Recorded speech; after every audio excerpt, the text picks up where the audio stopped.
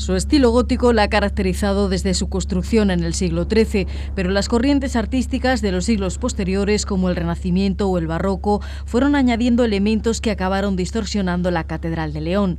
La fragilidad de la piedra de Boñar o las intervenciones no siempre acertadas terminaron por colapsarla a mediados del siglo XIX. La Catedral de León siempre estará en la UBI o próxima a permanecer en la UBI, ¿no? Porque ya congénitamente, pues, no sé, está determinada por unas circunstancias que ya desde el principio, sobre todo desde el siglo XV, pues han venido afectándola en la estructura propiamente. Y unas veces los mismos elementos naturales, como puede ser la fragilidad de la piedra o la forma tan delicada que tiene, y otras veces las mismas intervenciones humanas. Su situación era casi de ruina y se convirtió en una plataforma de investigación para salvarla con urgencia. Esta exposición muestra los secretos de la restauración más ambiciosa allá por 1859 que la salvó del derrumbe. Todas las grandes corrientes artísticas han pasado por León y eso ha afectado a todos los deterioros que había aquí. La catedral es un organismo vivo y es un organismo que rechaza pues, todo aquello que se añade que no es lo suyo. Y eso fue lo que pasó, por ejemplo, con parte de los pináculos, con parte de las bóvedas, con todo eso que hemos visto de los hastiales, etc. Todo eso hubo que quitarlo. ¿Por qué? Porque ha seguido vigente y sigue vigente también en este momento el espíritu que llevó a los arquitectos a construirla, que era intentar de alguna manera recuperar el espíritu medieval. Pero los costes eran un problema para la Iglesia, así que el Estado la declaró Monumento Nacional en 1844. Era el primero entre los edificios religiosos en todo el país. El hecho de que en 1844 el gobierno se hiciera cargo de la catedral propiamente, porque se dio cuenta que no había otra posibilidad de restaurar el templo. Consiguieron salvarla de la ruina, de la amenaza de ruina que se produjo en aquellos años.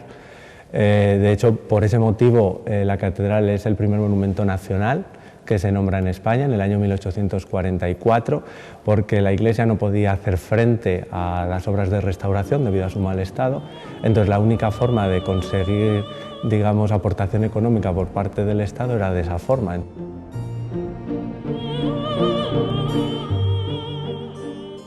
Para salvar un edificio de este, que era además emblemático de todos los medievales que había en España en aquel momento, que se hiciera aquí, tenía repercusión en todos los demás, claro, se dieron cuenta que lo que había que hacer era que el mismo Estado contribuyese con sus medios para poderlo hacer. Si no, esto es inviable.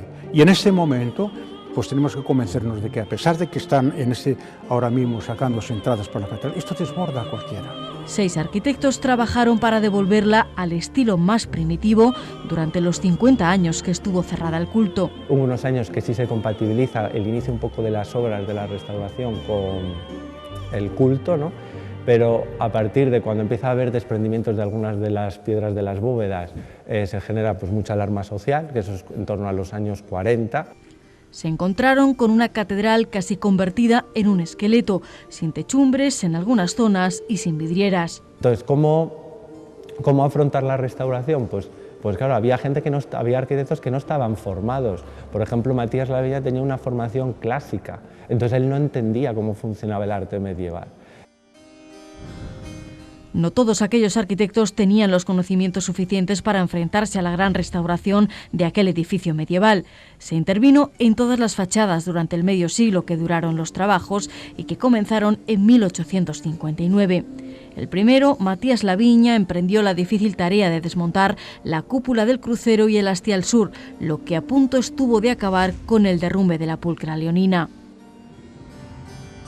Eso lo realiza el primer arquitecto principal de las obras de la Gran Restauración, que fue Matías Laviña, y cuando lo desmonta, como él todavía no tenía muchos conocimientos sobre cómo funcionaba la estructura gótica, siempre se le acusa de que él es el culpable de que casi la catedral se viene también abajo, ¿no? Se caería toda. Llama la atención que 3 de los 6 arquitectos que participaron en aquella gran restauración murieron con el encargo entre manos y otro de ellos acabó en un psiquiátrico.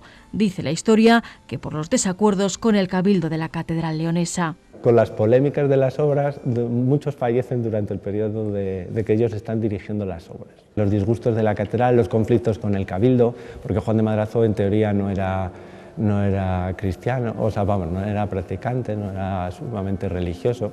Entonces, bueno, pues dicen que ahí hubo problemas, pero claro, era el que más conocimientos tenía en aquel momento de cómo funcionaba la estructura gótica y gracias a él se salvó, ¿no? Algunos dejaron una impronta mayor que otros, como Juan Madrazo, quizás el más conflictivo por sus diferencias ideológicas y religiosas con el obispo de León por aquel entonces. Sin embargo, el tiempo y la historia ha reconocido que su sistema de andamiaje y encimbrados en las bóvedas y los arcos en las naves altas consiguieron sujetar en pie y salvar la catedral. La imagen que nosotros tenemos hoy de la catedral es fruto de este arquitecto, que viene sobre todo de ideas de la restauración en estilo, que en aquellos años se realizaba en Francia, cuyo máximo exponente fue Viollet-le-Duc, y entonces esas ideas de volver a recuperar la catedral primitiva, de cómo era la catedral gótica, es lo que nos hace hoy incluso ver la catedral como la vemos. Los grandes debates que existieron entre el cabildo, el obispo y algunos de los arquitectos, concretamente Madrazo, los grandes debates eran debates de raíz ideológica. ¿Qué pasa? Que tuvieron que desmontarse de todos esos debates de raíces ideológicas para ir a ver cuál fue el espíritu que construyó esta catedral. El sistema de andamiajes que creó en toda la nave para evitar que todas las bóvedas se cayesen, ¿no? Y la catedral se viniese abajo. Andrés Hernández, Demetrio de los Ríos, Juan Bautista Lázaro y Juan Crisóstomo Torbado fueron parte también de aquella restauración. El motivo por el cual es ese triángulo equilátero, eso viene de las catedrales francesas, porque lo que querían era recuperar la cubierta inclinada de fuerte pendiente como tienen las francesas. Este panorama espléndido que tenemos de toda la intervención de las obras, uno va analizando, mira, esto es nuevo, esto es añadido, esto es tal, que hoy no nos damos cuenta, pero aquí se ve. Que hacían nuevo, pues lo hacían renacentista, lo que no, lo hacían barroco. En cada periodo hacían lo suyo. Bueno, pues en el 19 lo que empiezan a hacer es valorar lo anterior, entonces lo que hacen es recuperar el estilo antiguo, ¿no? Una intervención para devolver a la catedral a su estilo más primitivo y eliminar todo resquicio del barroco. Hay muchos detalles que no estaban, que sobre todo renacentistas y barrocos, que los fueron eliminando en ese periodo. O sea, en el siglo XIX van quitando todos esos elementos renacentistas y barrocos. Los 1.800 metros cuadrados que distinguen a la catedral leonesa implicaron también un esfuerzo imperioso. Se habían retirado y almacenado en la torre norte y fue necesario clasificar cada vidriera una por una. Se habían desmontado cuando fue necesario arreglar todo lo que eran los ventanales. Entonces también hubo muchos años que la catedral no tuvo vidrieras en los ventanales, sobre todo en las altas. De ahí que haya fotos que dije lo de que entraba la nieve, sobre todo a través de los huecos de los ventanales. Había vidrios sueltos, sin orden ni lógica, así que algunos cambiaron de su lugar original a otro para ser reaprovechados y completar lienzos enteros. Una labor imperiosa y de gran esfuerzo y trabajo, porque todas las vidrieras estaban almacenadas, el ir sacándolas, el ir estudiándolas, hicieron copias de las vidrieras. Un cometido que propició la creación de un taller de restauración de vidrieras en León en un momento donde se había perdido los oficios y el arte de la vidriera. En aquel momento en España no había conocimiento de vidrieras, hay que pensar que se habían perdido casi todos los oficios. Entonces la catedral, digamos, en todos los aspectos supuso, tanto en época de Madrazo, la recuperación de todo lo que fue las artes aplicadas, de la recuperación del uso de la madera, de cómo usar la labra de la piedra. A ver, ¿en qué se inspiraron? ¿Qué es lo que movió a aquellos arquitectos del siglo XIII para hacer esta catedral con estas características, con esta planimetría, etcétera? ¿Qué es lo que fue? Y hasta que no abrieron de par en par todas las páginas de la catedral y profundizaron en lo que había ahí, no pudieron llegarse a acuerdo. Crea un taller aquí en León con una serie de pintores muy conocidos de la época que obtienen bastantes premios, uno es Alberto González y el otro es Guillermo Alonso Bolinaga, y con ellos comienzan a investigar sobre cómo restaurar esas vidrieras aquí en León. 5 décadas estuvo la catedral prácticamente cerrada al público y al culto. Durante apenas unos años se habilitó una pequeña sacristía para oficiar misa en el claustro.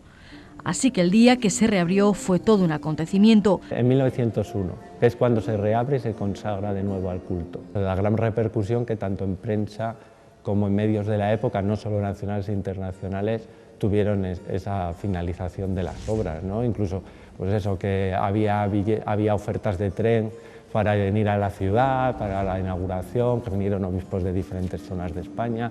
Estos documentos pertenecen a aquellas fechas, era mayo de 1901. Desde el punto de vista ya de información, de saber los que vengan detrás qué se hizo, cómo se hizo, qué se cambió, etcétera, etcétera. Si no, pues no, desde el punto de vista de, no sé, de volver al templo lo que fue. Pero los problemas estructurales y de elementos nunca han terminado. Esta catedral requiere pues una atención permanente para nosotros y para los que vengan detrás, hasta donde pueda llegar.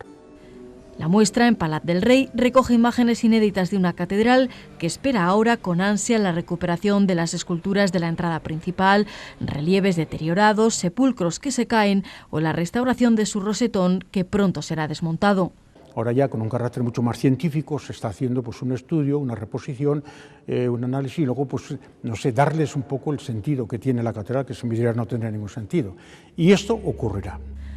Es uno de los elementos más reconocibles de la Catedral de León, que se restauró hace apenas un siglo en Barcelona y que ahora vuelve a requerir una intervención. El 70% está ya todo repuesto del siglo XIX para acá. Pero claro, cuando nos referimos a elementos ya puntuales como la escultura, como son los detalles, claro, ahí ya es mucho más problemático. Pero hay que seguir. Pero los tiempos han cambiado y ahora las obras son mucho más profesionales. La gran suerte de esta gran restauración que tuvo el 19 en nuestra catedral es precisamente que se va viendo cómo fue cambiando las teorías de la restauración en España en esos años. Y en efecto, pero es porque va cambiando con la sociedad. El concepto de restauración surge en aquel momento, fruto del romanticismo, de una serie de movimientos de la época, surge procedente de diferentes países, Italia, de Francia, de qué estaba ocurriendo. Una catedral que presumiblemente pues se mantiene con la mayor posibilidad de lo que fue el original. Y eso habrá que salvarlo.